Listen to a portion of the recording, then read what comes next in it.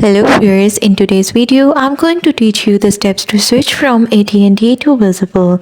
Watch the video till the end and don't miss any important step. First, unlock your AT&T phone. For this, visit AT&T Unlock portal and enter your phone's IMEI number. Make sure your device is fully paid off and has no contract obligation. Once done, prepare to port your number. For this, you will need your AT&T account number, transfer PIN, and the billing zip code.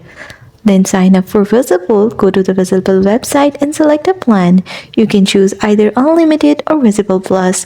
Then at checkout, select Keep My Number when prompted. Now, if you activate your phone, if using a physical SIM, insert it into your phone. If you're using an eSIM, just download the Visible application and follow the activation steps. When prompted, enter your AT&T account number, transfer PIN, and billing zip code. Then confirm the transfer and wait for Visible to process your request. And that's all. Thanks for watching.